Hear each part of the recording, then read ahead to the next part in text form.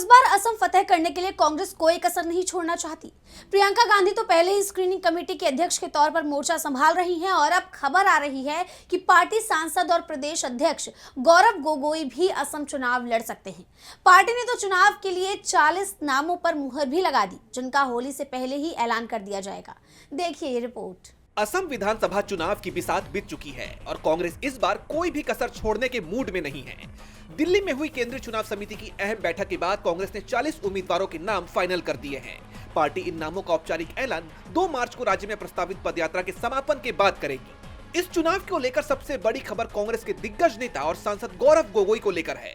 चर्चा है कि पार्टी उन्हें जोरहाट से मैदान में उतार सकती है। गौरव गोगोई फिलहाल जोरहाट से सांसद हैं और इस क्षेत्र की 10 विधानसभा सीटों पर उनकी अच्छी खासी पकड़ मानी जाती है। अगर गौरव गोगोई ये विधानसभा चुनाव लड़ते हैं तो ये न सिर्फ बीजेपी के लिए कड़ी चुनौती होगी, बल्कि कांग्रेस कार्यकर्ताओं में भी इससे जोश बढ़ेगा।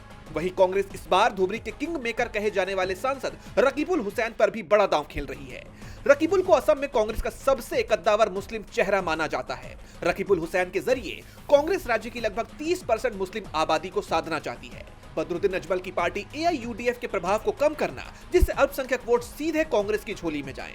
चर्चा है कि रकीबुल हुसैन धुबरी विधानसभा सीट से ताल ठोक सकते हैं। एक तरफ जहां कांग्रेस अपने पत्ते खोलने को तैयार है, वहीं असम बीजेपी के अध्यक्ष दिलीप सैकिया ने साफ किया है कि पार्टी अपने उम्मीदवारों की लिस्ट होली के बाद ही जारी करेगी। बीजेपी इस बार भी पुराने और भरोसेमंद चेहरों पर दाव लगाने की तैयारी में है, लेकिन कांग्रेस की आक्रामक घेराबंदी ने चुनावी मुकाबले को दिलचस्प बना दिया है। दरअसल 27 फरवरी को हुई इस बैठक में करीब 42 सीटों पर मंथन हुआ, जिसमें जीत की संभावना और स्थानीय समीकरणों को प्राथमिकता दी गई। पिछले चुनाव में AIUDF के साथ गठबंधन करने वाली कांग्रेस इस बार अपने दम पर और स्थानीय छोटे दलों के साथ तालमेल बिठाकर संगठन को मजबूत करने में जुटी हुई है। अब इस खबर से असम की राजनीति में सुगबुगाहट तेज होती दिखाई दे रही है। देखना होगा कि ये रणनीति कांग्रेस के लिए कितनी कारगर साबित होती है। DB लाइव की रिपोर्ट।